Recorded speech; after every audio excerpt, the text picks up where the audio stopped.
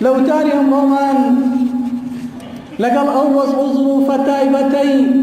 کە بەسەر وڵاتانی ئیسلامیە هاتووە ئەمڕۆ کە بۆتە هۆی گرتنەوەی باران و وشکبوونی ئەرز و ئاوەکان و نەمانی کانی و بیرەکان. بەڕاستی بارانبارین گەورەترین نیعمەتە خوا بەخشیوێتی بە مرۆڤایەتی. کاتێک کە خوای پەروەردگار بە هەر بۆیەک ئەو نیعمەتە ئەگرێتەوە یەکسەر ژیانی خەڵکی ئەگۆڕێ. هۆکاری ئەم باران نەبارینە زۆر هۆکار هەیە، بەڵام ئەوەی کە پەیوەستە بە پەروەردگارەوە کە تایبەتی کردووە بە ئیشی خۆیەوە، واتە هیچ کەسێ ناتوانێت قەترەیە باران ببارێنێ تەنها ذاتی پەروەردگار نەبێ. ئەبێ ئێمە بزانین پێغەمبەرمان صلی الله عليه وسلم لە فەرمودەیەکە کە ئیمامی حاکم ڕیوایەتی کردووە و لەسەر شەرطی شەیخەین تەصحیحی کردووە، خۆشەویستمان فەرموویەتی: ما من عام بأقل مطرا من عام ولكن الله تعالى يصرفه حيث يشاء. هیچ ساڵێک نییە کەمتر ببارێ لە ساڵەکەی پێشوو، هەموو ساڵێک باران خوای پەروەردگار وەکو یەکەی بارێنێ. بەڵام هەندێک جار ئەفەرمێت خوای پەروەردگار لەسەر ئەم ئاواییە هەڵێگرێ و ئەیبا بۆ ئاواییەکی تر. منطقەیەک بێبارانیەکە و ئەو بارانەی کە پێویست بوو لێرە ببارێ ئەیبا بۆ شوێنێکی تر کە پێویست نەبوو. بۆیە خوای ئەنجا پێغەمبەری خوا ئاەتەی خوێنەوە فەرمووی خوا فەرمێت: ولقد صرفناه بينهم ليذكروا فأبى أكثر الناس إلا كفورا. كمفروض خلقي عقل لم كار وربقرن بلان بداخوا لم تصريفي پروردگار كليرا وإباب وشينكي تر خلق خويان بيدين دكن چونك كفر دكن چونك ناشكري دكن چونك وازانا باران بارين واجبيكي خوايه وابي بباره هندي كسيش دويتا ماي كافر بونيان لسر الحالتا. بۆیە پێغەمبەری خوا ئاگادارمان دەکاتەوە ئەفەرمێ ئاگاتان لە خۆتان بێ باران خوای گەورە هەموو ساڵێ وەکو یەکەی بارێنێ، هیچ ساڵێک نییە کەمتر ببارێ لە ساڵەکەی پێشوو، بەڵام بەهۆی کردەوە هەڵەکانی خۆتانەوە خوا ئیرادەکا لێرەوە ئەیبا بۆ شوێنێکی تر. با بزانین بۆچی هەندێک ساڵ دێتە پێشەوە و ئاوا بارانمان لێگیرێ بە ئاشکرا هەستی پێ دەکەین. ئەگەر سەیری ظروفی خەڵکی بکەین بە ئاشکرا دەبینین مستحقی ئەوەین کە خوا بارانمان بۆ نەبارێنێ. هەندێک لەوانەی کە بەتەمەنن زۆر جار لێمان بیستون کاتێک کە غەزەبی خوا کەوتۆتە ناو خەڵکیەوە وتویانە مستحقی ئەوەین نەجاتی باران بەردمان بەسەرا ببارێ، خوا پەنامان بە. هۆکارەکەی چییە؟ چونکە خوا لە قورئانە فەرمێت ئەگەر فەساد و خراپەکاری لە نێوان خەڵکە لە وشکانی و لە تەڕاییە بڵاو بۆوە، ئەوە بزانن هۆکارەکەی خۆتانن، بەهۆی ئەو هۆکاری گوناه و تاوانی خۆتانەوە خوا هەموو نیعمەتەکانتان لێگرێتەوە. لە سوورەی ڕوومە لە ئاەتی 41 پەروەردگارمانە فەرمێت: ظهر الفساد في البر والبحر بما كسبت أيدي الناس بۆ ليذيقهم بعض الذي عملوا لعلهم يرجعون. خوا ئەو تۆڵەیان بۆ ئەنێرێ بۆ ئەوەی ئەوان بگەڕێنەوە و گوناه و تاوان نەکەن. تۆڵەکە چییە؟ ئەو باران نەبارینەیە، چونکە بەهۆی باران نەبارینەوە هەموو دنیا ئەگۆڕێ. ئەگەر خەڵکی ڕاست بکەن لەگەڵ بەرنامەکەی خوایە و تەوبە بکەن و بگەڕێنەوە، خوای گەورە بارانێکی زۆر بەخوور دەبارێنێ. تەنانەت پەروەردگارمان لە حەدیثێکی قودسییا فەرمووی ئەگەر ئێوە ڕاستکەن لەگەڵ منە عەزێبتان نادەم، من بەڕەحمم لەگەڵتانە، بە شەو بارانتان بۆ ئەبارێنم، چونکە ئێوە خەوتون پێویستان بە دەشت و دەر و زەرعات نییە لە ماڵەوەن، بە ڕۆژیش ڕۆژتان بۆ ئەکەم بە ڕۆژێکی خۆر ئاسا بۆ ئەوەی بتوانن کار و کاسبیتان بکەن و معیشەتتان پێیاکەن. بە شەو بارانتان بۆ ببارێنێ بۆ ئەوەی ناڕەحەت نەبن لە ئیش و کارتانە، بە ڕۆژیش بچنە سەر ئیش و کارتان هەم دیست معیشەت پێیا بکەن. فەرمێ ئەگەر خوا دەروی خێری لە قەومێ کردەوە بەو شێوەیە. بۆیە لە سوورەی الجن آية شانزايا أخوات بزور بصراحة بمان دفرميت وأن لو استقاموا على الطريقة لأسقيناهم ماء غدقا. أقل أوان راس كان لقل طريقة الإسلام من نوا لسر أو طريقتي كيهدنا الصراط المستقيم بجيان بسر برن خوای گەورە ئاویان وەکو ڕەحمەت و میهرەبانی خۆی بۆ ڕژێنێتە خوارەوە. وهەروە لە سوورەی العەرافا لە ئایەتی 96 پەروەردگارمانە فەرمێت ولو أن أهل القرى آمنوا واتقوا لفتحنا عليهم بركات من السماء والأرض ولكن كذبوا فأخذناهم بما كانوا يكسبون. خوافر ميقن أهلي أو آوائية يا أولادي يا أوشارة يا أولاتا براستي إيمانيكي طواويان هبي لدلو درونيانا بويك في غمركان بيهنا ونجب جيبكن واتقوا خويان بباريزن لبي فرمانكان إخواو في غمركان أو كاتل فتحنا عليهم بركات السماء درقاء أسمانكان ينبوكينوا هاتشي بركتي أسمانكان هي بسريانا ورجينين ما مشنا انجا بركاتي أرضش كان بونيرين أخواروا بركاتي أسمان أو ديار بارانا أي بركاتي أرسشيا أو النعمة نازو رزقو روزي زوريك لنا تجيه وبارانو كيادة بيه بەڵام ئەوان هاتن چیان کرد کەذەبوو یعنی پێغەمبەرەکانیان بە درۆ خستەوە بۆیە خوای پەروەردگاریش لێگرتنەوە. ئێمە زۆر شت بە ئاشکرا لەناو خەڵکا دەبینین خۆمان بەشێکین لەو خەڵکە خوا بکا خۆشمان ئەو کردەوانە نەکەین بەڵام بزانن ئەو کردەوانە هەمووی هۆکارە بۆ نەبوونی باران. بۆیە پێغەمبەری خوا لە هەموو جارێکایی فەرموو تەوبە بکەن بگەڕێنەوە بۆ لای خوا لەو کردەوە خراپانەی کردوتانە با خوا ڕەحمتان پێ بکا. باشکرا سوێنی درۆ بینین باشکرا لەسەر کڕین و فرۆشتنەکان سوێنی درۆ ئەخورێ و کەسیش گوێی پێ نادا باشکرا کەلوپەلی بازرگانی دەهێنرێ بۆ وڵاتەکەمان و فێڵ و دەڵەکەی تایە و هەمووشمان دەیزانین ئەو کەسەی کە ئەیهێنێ ئەو کەسەی دروستێکە ئەو کەسەی ئەیفرۆشێ ئەو کەسەی ئەیکڕێ تەنانەت ئەو کەسشکەی خوازانێ مەفر و فێڵی تایە کەسیش خۆی ناکا بە خاوەنی ئەمە هەمووی زوڵمە خوا زوڵم قبوڵ ناکە. خۆتان چاکەزانن لە زروفێکی ئەوا کە بەرز و نزمیەک لە عوملەکانە دەبێ چۆن مەخزەنەکان شتە شارنەوە و احتیکار بە خواردنەوەکەن تا دوێنێ ئەگەر شتێکی بە 3000 فرۆشت بێ 1000 خێر خواردووە هەر بەو پارەیە کە وەختی خۆی پێی کڕیوە 1000 خواردووە ئێستا بە تۆیەکا بە 6000 3000 تریش خێرە کاتە سەری بە شەرتی ئەو ئەشیایە بەو عوملەش نەکڕاوە. ئایا ئەمە زوڵم نییە؟ ئەم احتیکار و خشاردنەوەی خواردەمەنیانە لەکوێ سەر نەتیجەی سەرەدا؟ لەوەی کە خوای گەورە ئاوا غەزەبمان لێ بگرێ. لەناو خەڵکیە خۆمان بە پیاوی چاک دانین تەکەبور دەکەین بەسەر خەڵکیە خۆمان دەنوێنین لە کاتی نوێژی جەماعەت و مانەوە لە مزگەوت و ئەم جۆرە شتانەیە چاومان کەسێک نابینێ کە تۆزێ لە خوار خۆمانەوە بێ بەڵام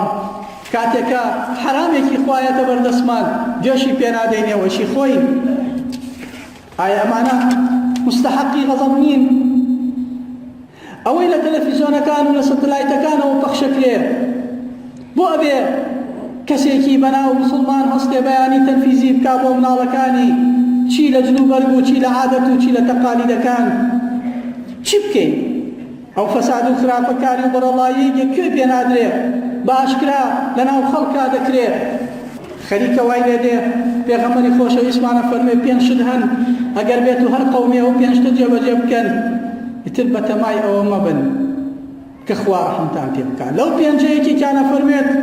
لم ينقصوا المكيال والميزان إلا أخذوا بالسنين وشدة المؤنة وجور السلطان عليهم. هيج قومي النية كلكاتي بيوانا وكيشانا وكرين وفروشنكيانا خيانة بكن ترازو بازي بكن براستي شي بزانا سورة زانا غلطة ويكن لو كاتا أخواي ولا فرمي عقوبيان أويا قرانيان بونيريا أخذوا بالسنين واتقراني وشدة المؤنة جيانك نارحت بو خلقه لقال وشا وجور السلطان عليهم ده صلاة دار كشيان حاكم كشيان ظلم مستمكا لقليانا أماني شيش ده صلاة كان نابه. آية ما يستوكاتنية باشان لخالك تريا فرمي ولم يمنعوا زكاة أموالهم إلا منعوا القطر من السماء ولولا البهائم لم ينطروا. أفرميت هیچ قومێک نییە زەکاتی ماڵەکانیان دوابخەن یان لەبەر خاتری خوا نەیدەن واتە بۆ خۆنواندن و بڵێن فڵانە کەس پارەی هەیە و فڵانە کەس زەکاتەیە و فڵانە کەس بە پارەی زەکاتەکەی ئەوەندە عائیلەی فەقیرە ژێنێ و بۆم قسانەی بێ ئەفەرمێ ئەو قەومە خوای گەورە منعوا القطر من السماء خوای گەورە ئاوی بارانیان لێ ئەگرێتەوە ئەفەرمێ ئەگەر ئاژەڵەکان نەبوایە لەناو ئەو قەومەیە خوا هەرگیز بارانی بۆ نابارانە ئێستا ئێمە چی بکەین تا خوای گەورە بارانمان بۆ ببارێنێ تازە زروفێکتی کەوتوین یەکەم شت تەوبە و گەڕانەوە بۆ خزمەت پەروەردگار خوا فەرمێ لە قورئانی پیرۆزە فقلت استغفروا ربكم لەسەر زمانی حەزەتی نوح فەرمی بڵێ بە قەومەکە و باوان استغفر الله زۆر بکەن فقلت استغفروا ربكم داوای لێخۆشبوون لە گوناه و تاوانەکانیان زۆر بکەن بۆچی چونکە هەر قەومێ استغفار زۆر بکە إنه كان غفارا يرسل السماء عليكم مدرارا هر قومي استغفار زور بکا خوای گەورە لێیان خۆشە بێ و ئاسمان و دەرگاکانی ئاسمانیان بۆ کاتەوە بارانیان بۆ دەبارێنێ کەواتە یەکەم شت دەبێت استغفار زۆر بکەین بپاڕینەوە بگەڕینەوە بۆ لای خوای پەروەردگار واز لەو زوڵم و ستەم و گوناه و تاوانانە بێنین ئەلێرەدا کورتەیە چیرۆکێکی کورتە گەڕمەوە بۆ تەوبەکردن چەند موهمە کەس حەز ناکات لە ئێمە پێی بڵێن تۆ گوناهبارەکەی تۆ گوناهبارەکەی بەهۆی تۆوە خوا بارانی لە قەتع کردین کەس حەزی بەم قسەیە نییە بەڵام بەهۆی کەسێکەوە خوای گەورە غەزەب بەنێرێ هەموو میلەتەکە ئەگرێتەوە ئەگەڕێتەوە پێغەمبەری خوا صلی الله عليه وسلم لە سەردەمی حەزەتی موسای عەلەیهی السەلام بێبارانەیەکی زۆر بوو هاتن هانایان هێنا بۆ پێغەمبەر موسا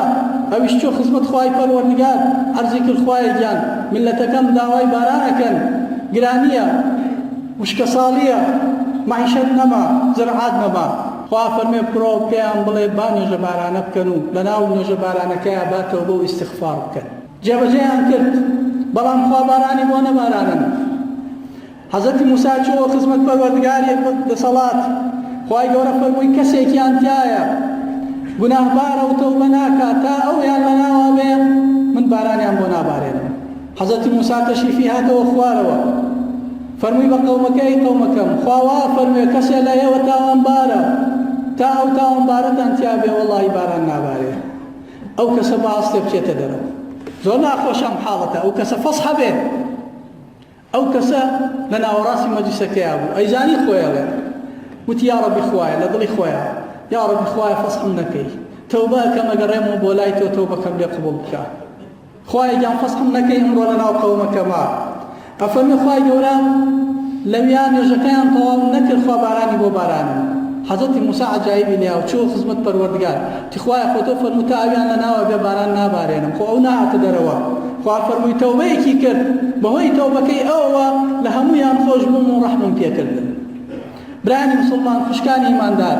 پێویستمان بەو تەوبە خاڵیسەیە پێویستمان بەو گەڕانەوە ڕاستەقینەیە بۆ لای پەروەردگارمان نوێژە بارانە بکەین بە بەجێهێنانی سنەتەکانیەوە بگەڕین لەناو ئیماندارانە کێ متەقیە کێ زۆر خواناسە بەو بڵێن دوعامان بۆ بکە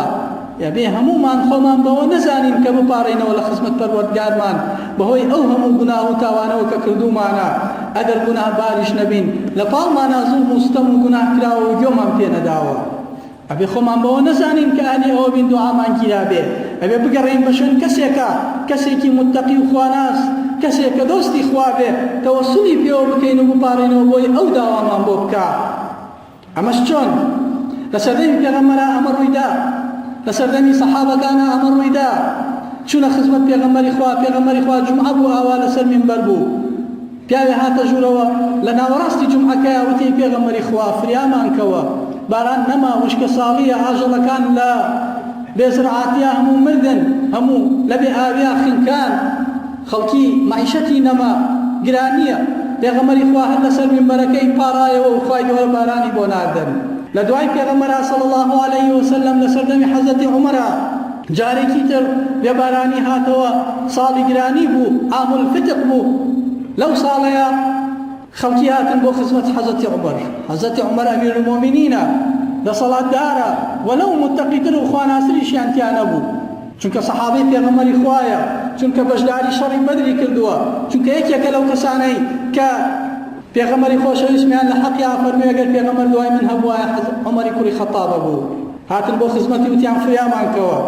ئەوش نەیفەرموو من عومەری کوڕی خەتابم، من پیاو چاکم، من خەلیفەی موسڵمانانم، من بەشداری شەڕی بەدرم کردو ئادێ وەرن با بۆتان پاڕێنەوە. نەوەڵاوای نەوت. فەرمووی با خەڵک کۆ بێتەوە، خەڵک کۆ بووە. فەرمووی بنێرن بە شوێن عەباس، ئیمامی عەباسی کوڕی عەبدولموتەڵیب کە مامی پێغەمبەرە. فەرمووی با ئەویش بێت، ئەویش هاو. لەناو خەڵکەکەیە دەستی بەرز کردەوە وتی یا ڕەبی خوایە، حەزەتی عومەر فەرمووی یا ڕەبی خوایە، کاتێککە بێبارانیە بوو لە خزمە پێغەمبەرا بووین، هاواڵ و هانامان بۆ پێغەمبەری خوا ئەبر، ئەویش ئەپاڕایەوە و لە خزمەت تۆیە ئەناڵا و تۆش بارانێ بۆ بارانی. ئێستا میلەتی پێغەمبەری خوا هاتوون بۆ لای من خۆم بەوە نازانم، خوایە داوان لێ دەکەم بە شەرەفیابی ئەم مامەی پێغەمبەری خۆشەویستەوە، لەبەر ئەوەی نسبەتی هەیە بە پێغەمبەری خوا، لە عائیلەی پێغەمبەری خوایە، لە ئەهلوبەیتی پێغەمبەری خوایە، خوایە دڵمان نەشکێنی بەهۆی ئەم عەباسەوە بۆ بارانمان بۆ ببارێنی. حەزەتی عەباسیش نەیوە منیش پیاوی چاکم ئەهلوبەیتی پێغەمبەرم، سەری داخست و دەستی کرد بە گریان، خەڵکەکە هەمووی گریان. حضرت عمر فرمووی تازە من تەوسلەکەم بە تۆ کردووە بە ئیلا جێبەجێی کەیت و ئەمە ئەمری ئەمیری المؤمنینە بە جێبەجێی کەیت. ئەنجا استنادا بۆ ئەمر جێبەجێکردنی ئەمیر المؤمنین ئیمامی عەباس دەستی بەرز کردەوەتی خوای گیان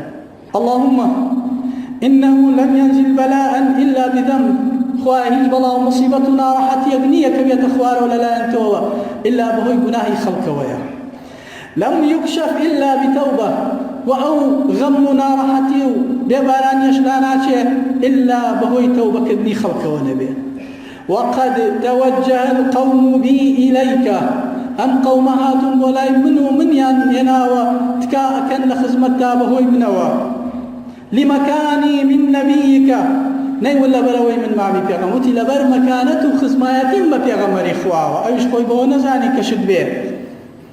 وهذه أيدينا إليك، وإمش دسي باران ومان برس كدوتو بو خزمتك بچي دسيك. هذه أيدينا إليك بالذنوب، دس ما برس كدوتو دسي خجالتي وقناه تاوان، ما أوان تاوانا كان شيبوا وألين قناهي أم آل بيتي بيغمري خواه بيت شيبه هيچ نية، بلان أم حالتي لا نو بارانا ويلا خزمت خواه بيتو ببكي. ونواصينا إليك بالتوبة، ناو شوان ما نخينا سر سجدو توبة أكينا خزمت دا، فاسقنا الغيث، خوايا باران ما بباريني. فرميت يشتا دشتيان شوال نكردبو هور كوبو خوايا جورا باراني بو باران دن دلي نشكالا. أم فرمودي إمام بخاري رواية يكاوي جريتوا لدو جار لفرمودك هاتوا لجمار فرمودي 1000 دا وجمار فرمودي 3500 دا. ئەدێمە بگەڕین بە شوێن کەسێکی ئاوایە بیدۆزینەوە تەوەجوهمان بۆ لای پەروەردگارمان بەهۆی ئەو زاتە مبارەکەوە بێ کینا خوای گەورە بەهۆی خۆمانەوە بێ خۆمان مستحەقیەوە نین. ئەو تا زوڵمەکەین، ئەو تا گوناهەکەین، ئەو تا ڕازین بە زوڵم، ئەوە تا لە پاڵمانە کوفرێکی قسە ناکەین. کەواتە برایان مسلمان خوشکانی ئیماندار با تەوبە بکەین، بگەڕینەوە بۆ خزمەت پەروەردگارمان، واز لە تێکەڵبوون و حەرام خواردن و گوێپێنەدان بە حکمی خوا واز لێبێنین. چونکە لە نەکۆتاییە پێتان ئەڵێم فەرمودەیەکی پێغەمبەری خۆشەویستمان هەیە کە ئیمامی موسڵیم ڕەوایەتی کردووە، تێکەڵی زۆر مشکلەیە، حەرام خواردن زۆر مشکلەیە. هەموو پارە و گیرفانی ئەم خەڵکە میلەتە هەمووی بۆ بە حەرام، هەمووشمانەی خۆین و دەرخواردنی ماڵ و ناڵمانین و کەسیش گوێ ناداتێ، هەموومان لەگەڵ حەراما تێکەڵ بووین. پێغەمبەری خوا فەرمووی کابرایەک بوو خۆی زۆر بەڕوو لە خوا ئەزانی، داوایە کرد لە خوا ئەپاڕایەوە. پێغەمبەری خوا فەرمووی ومطعمه حرام، آخر خوای گەورە چۆن دوعاکە قبول بکە، تۆ مەطعەمەکە واتە ئەوەی ئەی خۆی حرامە، ومەشرەبه حرام، ئەو ئاوەی کە ئەی خۆیتەوە حرامە، ومەلبەسه حرام، ئەو جلوبەرگەی لەبەرێکی بە حرام پەیاو کردووە، وغذی بالحرام، ئەو خواردنەی ئەی خۆیت و ماڵ و ناوتی پێ بەخێوەکەی حرامە، فأنا يستجاب لك. آخر خوای پەروەردگار چۆن بێ بەهاناتەوە و دوعا قبول بکە؟ ئەبێ ئێمە خۆمان ئاوا ببینینەوە، سەیری خۆتان بکەن، هەموو یەکێ لێمە سەیری خۆی بکە، بگەڕێنەوە بۆ خزمەت پەروەردگار، تەوبە بکەن،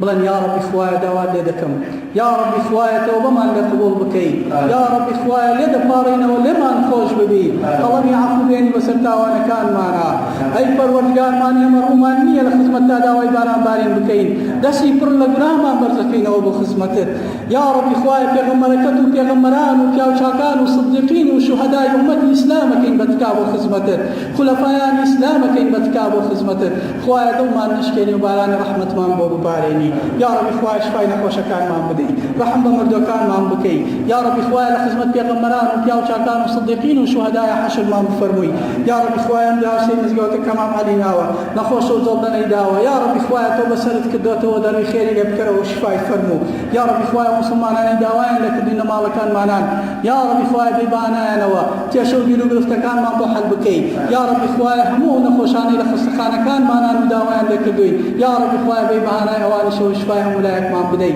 لە دەرد و بەڵام موسیبەتی ئەرزی و ئاسمانی بمان پارێزی یا ڕەبی خوایە یەکێتی و تەبایی و برایەتی لە نێوان چینەکانی میلەتەمانە دروست بکەی خوێن ڕشتن و پیاوکوشتن و تاڵانی و دەردەسەری و نەهامەت لەناومانە لابەری یا ڕەبی خوایە ڕەحم ئێمە بە هەموو موسڵمانانی جیهان بکەی یا ڕەبی خوایە ئێمە مردەکانمان بەر شەفاعەتی پێغەمبەر بخەی ڕووەکەی لە ذاتی تۆ دەپاڕێنەوە تۆش دوعاکانمان لێ قبوڵ بکەی